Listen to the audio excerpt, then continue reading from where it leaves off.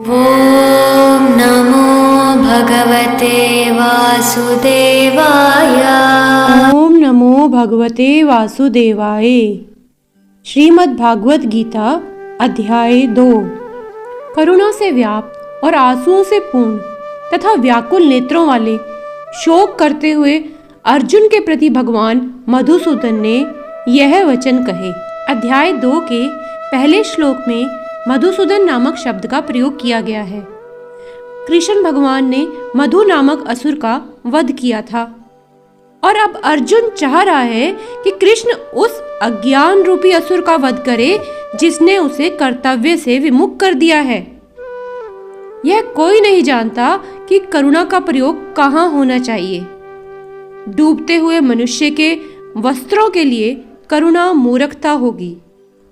अज्ञान सागर में गिरे हुए मनुष्य को केवल उसके बाहरी पहनावे अर्थात स्थूल शरीर की रक्षा करके नहीं बचाया जा सकता। यहाँ क्या कहा जा रहा है कि अज्ञान सागर में गिरे हुए मनुष्य को, जिसे ज्ञान न हो, जिसकी बुद्धि मारी जाए, उस मनुष्य को केवल बाहरी पहनावे अर्थात स्थूल शरीर, जिसे हम रोटी पानी खाकर चला रहे हैं, उसकी रक्षा करके, सिर्फ उस स्थूल शरीर की रक्षा करके नहीं बचाया जा सकता। जो इसे नहीं जानता और बाहरी पहनावे के लिए दुख मनाता है, शोक करता है, वह व्यर्थ में ही शोक कर रहा है। अर्जुन तो क्षत्रिय था, अतः उससे ऐसे आचरण की आशा ना थी, किंतु भगवान कृष्ण अज्ञानी पुरुष के शोक को खत्म कर सकते हैं और इसी उद्देश्य से उन्होंने भागवत गीता का उपदेश दिया। यह दूसरा अध्याय हमें भौतिक शरीर तथा आत्मा के एनालिसिस के द्वारा आत्म साक्षात्कार सेल्फ इंट्रोस्पेक्शन इसका उपदेश देता है कि हम अपने बारे में जानें। इसकी व्याख्या परम अधिकारी भगवान कृष्ण द्वारा की गई है। यह साक्षात्कार तभी संभव है जब मनुष्य निष्काम भाव से कर्म करेगा। इच्छा नहीं हो कि अब मुझे फल मिलेगा, बस अपना कर्म तो करो और वो भी पूरी तरह उसमें डूबकर उस कर्म को किया जाए और आत्मबोध को प्राप्त हो और वह स्वयं को प्राप्त होगा। भगवान श्री कृष्ण ने कहा, हे अर्जुन, तुम्हारे मन में यह कल्मश आया कैसे? तुम्हारे मन में यह अज्ञान आया कैसे? यह उस मनुष्य के लिए तनिक भी अनुकूल नहीं है जो जीवन के मूल्य को जानता हो। अगर आप जीवन के मूल्य को जानते हैं तो तुम फिर यह अज्ञान जैसी बात कैसे कर रहे हो?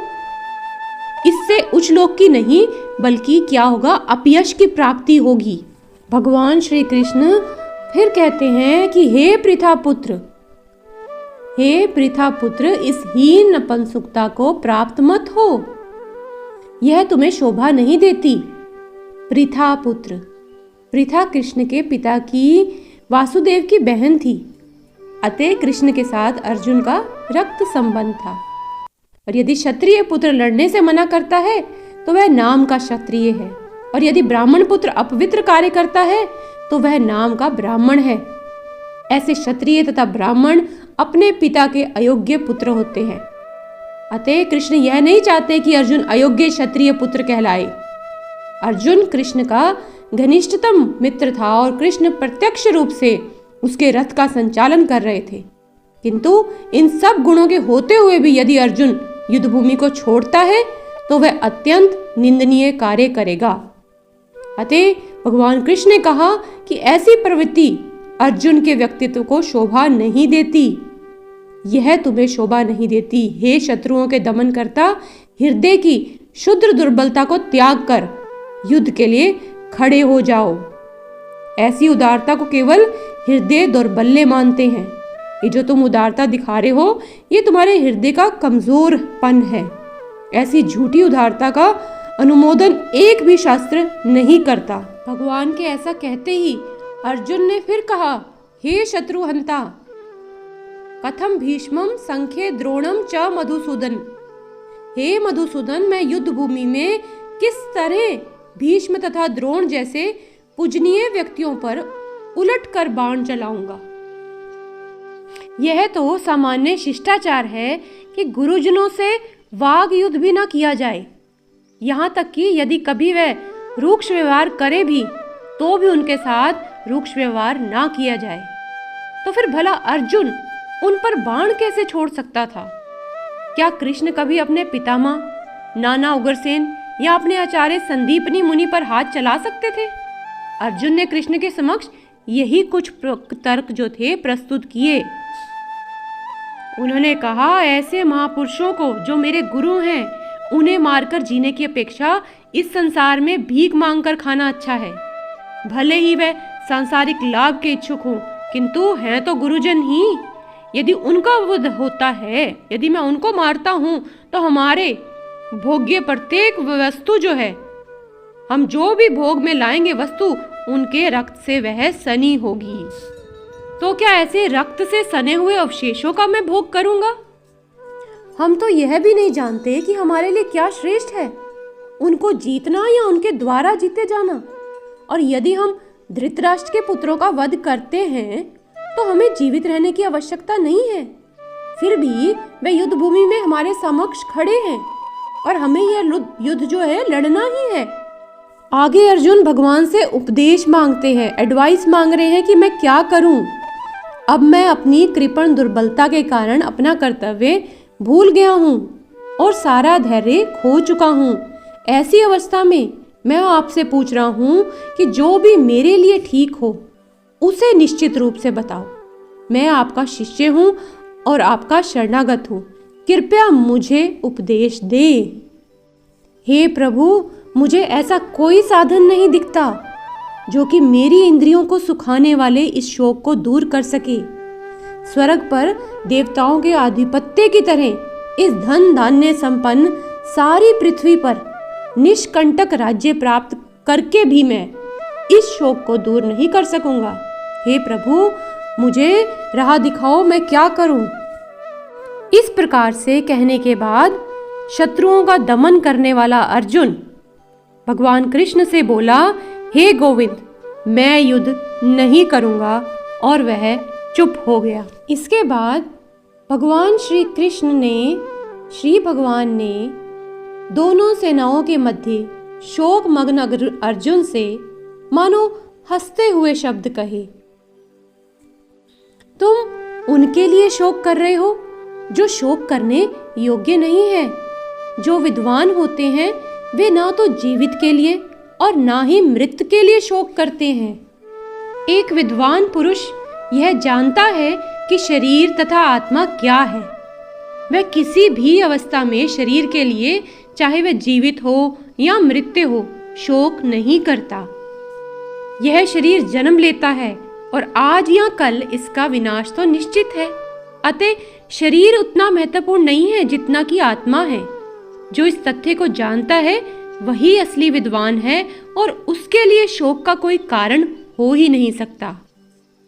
ऐसा कभी नहीं हुआ कि मैं ना रहा हूं या तुम ना रहे हो अथवा ये समस्त राजा ना रहे हो, और ना ऐसा कि भविष्य में हम लोग नहीं रहेंगे। जिस प्रकार इस शरीरधारी आत्मा वर्तमान में शरीर में बाल्यावस्था से तरुणावस्था में और फिर वृद्धावस्था में निरंतर अग्रसर होती रहती है, उसी प्रकार से मृत्यु होने पर आत्मा दूसरे शरीर में चली जाती है। धीर व्यक्ति ऐसे परिवर्तन से मोह को प्राप्त नहीं होता। प्रत्येक व्यक्ति प्रतिक्षण अपना शरीर बदलता रहता है, कभी बालक के रूप में, कभी युवा तथा कभी वृद्ध पुरुष के रूप में। तो भी आत्मा वहीं रहती है, उसमें कोई परिवर्तन नहीं होता। और मृत्यु होने पर यह आत्मा एक शरीर बदलकर दूसरे शरीर में देहांतरण कर जाती है। और क्योंकि अगले जन्म में इसको शरीर मिलना अवश्यम भावी है, जरूरी है, चाहे वह शरीर आध्यात्मिक हो या भौतिक। अतः अर्जुन के लिए ना तो भीष्म ना ही द्रोण के लिए शोक करने का कोई कारण था, अपितु उसे प्रसन्न होना चाहिए था कि वह अपने पुराने शरीर को बदलकर नए शरीर ग्रहण करेंगे और इस तरह वे नई शक्ति प्राप्त करेंगे। ऐसे शरीर परिवर्तन से जीवन में किए कर्म के अनुसार कई प्रकार के सुख भोग या कष्टों का लेखा जोखा हो जाता है। और क्योंकि भीष्म व द्रोण साधु पुरुष थे, इसलिए अगले जन्म में उन्हें आध्यात्मिक शरीर प्राप्त होंगे, नहीं तो कम से कम उन्हें स्वर्ग में भोग करने के अनुरूप शरीर तो प्राप्त होंगे ही। अतः दोनों ही दशाओं में शोक का कोई कारण नहीं था। हे कुंती पुत्र, सुख तथा दुख का क्षणिक उदय तथा काल क्रम में उनका अंतर ध्यान होना सर्दी तथा गर्मी की ऋतुओं के आने जाने के समान है। हे भरतवंशी, वे इंद्रिय बोध से उत्पन्न होते हैं और मनुष्य को चाहिए कि अविचल भाव से उनको सहन करना सीखे। यहाँ भगवान ये कहना चाहते हैं कि अपने कर्तव्यों का निर्वाह करते हुए मनुष्य को, हर व्यक्ति को सुख तथा दुख के क्षणिक आने जाने को सहन करने का अभ्यास करना चाहिए। एकदम से घबरा नहीं जाना चाहिए। वैदिक आदेश अनुसार मनुष्य को जनवरी फरवरी के मास में भी प्रातःकाल स्नान करना चाहिए। उस समय अत्यधिक ठंड पड़ती है, जैसे कि अब पड़ रही है, किंतु जो धार्मिक नियमों का पालन करने वाला है वह स्नान करने में तनक भी झिझकता नहीं है। इसी प्रकार एक गृहिणी भीषण से भीषण गर्मी की ऋतु में भी, मई जून के महीनों में भी भोजन पकाने में हिचकती नहीं है। वो तब भी भोजन बनाती है, चाहे आप उस पर ध्यान दें या नहीं, वह पूरे घर को खाना खिलाती है। तो ये जो जल संबंधी असुविधाएं होते हुए भी मनुष्य को अपना कर्तव्य निभाना होता है। इसी प्रकार युद्ध करना एक क्षत्रिय का धर्म है। अतः उसे अपने किसी मित्र या परिजन से भी युद्ध करना पड़े तो उसे अपने धर्म से विचलित नहीं होना चाहिए। मनुष्य को ज्ञान प्राप्त करने के लिए धर्म के विधि विधान पालन करने होते हैं, क्योंकि ज्ञान तथा भक्ति से ही मनुष्य अपने आप को माया के बंधन से छुड़ा सकता है। तो ज्ञान और भक्ति ये दोनों इम्पोर्टेंट हैं, इसे पाना जरूरी है। भगवान श्री कृष्ण कहते हैं, हे पुरुष श्रेष्ठ अर्जुन, जो पुरुष सुख तथा दुख में विचलित नहीं होता और इन दोनों में समभाव रखता है, वह निश्चित रूप से मुक्ति के योग्य हो जाता है। परिवर्तनशील शरीर का कोई स्थायित्व नहीं है, ये स्थिर नहीं है, ये ऐसे का ऐसे नहीं रहेगा। आधुनिक चिकित्सा विज्ञान ने भी यह स्वीकार किया है कि विभिन्न कोशिकाओं की क्रिया प्रतिक्रिया जो है वो शरीर प्रति क्षण बदलता रहता है। इस तरह शरीर में वृद्धि आती है, वृद्धावस्था आती रहती है, किंतु शरीर तथा मन में निरंतर परिवर्तन होने पर भी आत्मा जो है वह स्थायी रहती है। यही पदार्थ तथा आत्मा का अंतर है। इस प्रकार से शरीर नित्य परिवर्तनशील है और आत्मा जो है यह शाश्वत है। भगवान श्री कृष्ण कहते हैं कि भौतिक शरीर स्वभाव से नाशवान है, यह नष्ट होता है, यह तत्क्षण उसी पल में भी नष्ट हो सकता है और 100 वर्ष बाद भी। इसे अनंत काल तक बनाए रखने की कोई संभावना नहीं है। किंतु आत्मा इतना सूक्ष्म है कि इसे शत्रु देख भी नहीं सकता, मारना तो बहुत दूर की बात है। यह इतना सूक्ष्म है कि कोई इसके मापने की बात सोच भी नहीं सकता। अतः दोनों ही दृष्टि से शोक का कोई कारण नहीं है, क्योंकि जीव जिस रूप में है ना तो उसे मारा जा सकता है और ना ही शरीर को कुछ समय तक या स्थायी रूप से बचाया जा सकता है। पूर्ण आत्मा के सूक्ष्म कण अपने कर्म के अनुसार ही यह शरीर धारण करते हैं। अतः धार्मिक नियमों का पालन करना चाहिए। श्रोतागण, वेदांत सूत्र में जीव को प्रकाश बताया गया है, क्योंकि वह परम प्रकाश का अंश है। जिस प्रकार सूर्य का प्रकाश सारे ब्रह्मांड का पोषण करता है, उसी प्रकार आत्मा के प्रकाश से इस भौतिक देह का पोषण होता है। जैसे ही आत्मा इस भौतिक शरीर से बाहर निकल जाती है, शरीर सड़ने लगता है। शरीर अपने आप में महत्वहीन है, इसलिए अर्जुन को उपदेश दिया गया कि वह युद्ध करे और भौतिक शारीरिक कारणों से धर्म की बलि ना होने दे, अपने धर्म को बचाए। असल में जो इस जीवात्मा को मारने वाला समझता है या जो इसे मरा हुआ समझता है, वह तो दोनों ही अज्ञानी है। क्योंकि आत्मा ना तो मरती है और ना ही मारी जाती है। अब इस बात से क्या अर्थ निकलता है? क्या हम ये कहें कि जब देहधारी जीव को किसी घातक हथियार से आघात पहुंचाया जाता है तो यह समझ लेना चाहिए कि शरीर के भीतर की आत्मा, जीवात्मा जो है वो मरती नहीं है। आत्मा इतनी सूक्ष्म है कि इसे किसी भी तरह के भौतिक हथियार से मार पाना संभव है, सही है।